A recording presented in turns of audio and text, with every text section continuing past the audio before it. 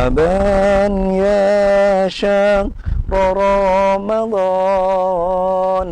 marhaban syahrul qiyami. Assalamualaikum warahmatullahi wabarakatuh. Alhamdulillahi wa kafa, wassalatuhu wassalamuhu ala nabiyil mustafa wa ala alihi wa sahbihi ahli sidqi wal wafa, amma ba'd. Saudara-saudaraku yang dirahmati oleh Allah, ketika puasa menjadi keterpanggilan iman yang mampu menjadikan kita mampu menahan kesenangan, dan itu merupakan sebuah tradisi panjang umat-umat terdahulu untuk menghadirkan Allah dalam kehidupan, maka tujuan puasa sesungguhnya adalah la'allakum tattaqun, supaya kita menjadi orang yang bertakwa. Takwa adalah kata kunci bagi kebahagiaan kita. Takwa adalah midaru kulli sa'adah, merupakan kunci utama agar kita memperoleh kebahagiaan baik dunia maupun akhirat. Dalam wasiat-wasiat takwa yang dibacakan para khatib di berbagai khutbah Jumat atau berbagai ceramah keagamaan, sesungguhnya nilai takwa adalah sebuah nilai universal. Quran menyebutkan bahwa takwa adalah menahan amarah, memaafkan orang lain, bersedekah, dan banyak hal. Nilai takwa ini sesungguhnya akan menyatukan kita sebagai umat manusia agar saling menghormati, saling menghargai, dan saling mencintai. Saya ingin membuat ilustrasi sederhana tentang nilai takwa. Ada seorang ibu datang kepada anaknya untuk berobat. Dia bilang, "Nak, ibu mau berobat. Kemana ya?" Anaknya menunjukkan ada sebuah klinik yang dikelola oleh institusi keagamaan dengan nama berlabel agama, Al-Barokah lah misalnya. Tetapi si ibu itu terkejut karena nama yang melekat pada rumah sakit itu betul-betul jauh dari amaliyah-amaliyah Islami. Nilai-nilai ketakwaan jauh di sana. Misalnya ketika dia duduk, dia dibentak sama perawat itu, dia bilang, Bu, jangan dulu duduk, Bu. Sebelum ibu mengambil kartu pasien. Si ibu tergopoh-gopoh mengambil kartu dan dia terkejut. Dia bilang, Mbak, mohon maaf.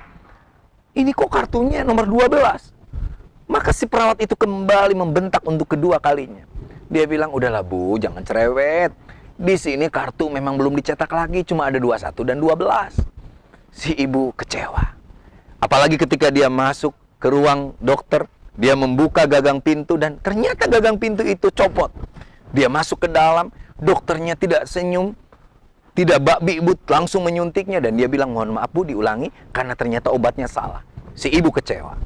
Dia datang pada anaknya. Dia bilang, Ibu mah 7 turunan tidak akan pernah datang ke rumah sakit itu. Kenapa Bu? Bukankah dia membawa nama-nama Islam? Ya, namanya memang nama Islam. Simbolnya simbol agama. Tetapi nilai-nilai keagamaan, nilai-nilai keislaman hilang. Tidak ada keramaan, tidak ada pelayanan yang baik, dan tidak ada kesantunan sama sekali. Si ibu itu akhirnya minta nasihat dari anaknya yang kedua. Dia didatangkan kepada satu rumah sakit yang sederhana dengan perawat yang begitu melayani. Ketika si ibu itu duduk, diberikannya minuman, lalu dikasihkannya kartu. Dia lihat kartunya nomor 1, dia bilang, Mbak, bisa aku minta tolong? Ya Bu, saya datang di sini untuk melayani Ibu. Ada apa Bu? Ini kok kartunya nomor 1? Ibu di sini memang nomor 1. Loh, itu pasien yang banyak. Loh, itu juga sama Bu, nomor 1. Di sini semua nomor 1. Mereka nomor 1 A, B, C, D, F. Nah, Ibu 1G. Semua orang ingin di nomor 1-kan. Tidak boleh ada orang yang di nomor 2-kan. Tidak boleh ada orang yang didiskriminasi. Tidak boleh ada orang yang mendapatkan ketidakadilan. Si ibu itu masuk ke ruang dokter dengan senyumnya. Dokter mengatakan, Ibu duduklah. Ibu tahu bahwa sungguhnya penyakit ini dari Allah dan obatnya pun dari Allah. Kita cuma ikhtiar. Bismillah ya Bu.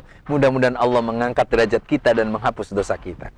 Pulang dari klinik itu, si ibu bilang, pokoknya ibu bahagia. Karena perawat, dokter, dan tempat di mana ibu berobat tadi betul-betul ada nilai takwanya. Ramah, sopan santun, pelayanan, menomorsatukan seluruh customer, termasuk mereka menghargai ibu sebagai manusia. Pokoknya kata ibu itu, mau sakit mau tidak sakit, ibu mau berobat ke tempat itu seminggu sekali. Saudara-saudaraku yang dirahmati Allah, itulah sesungguhnya nilai takwa.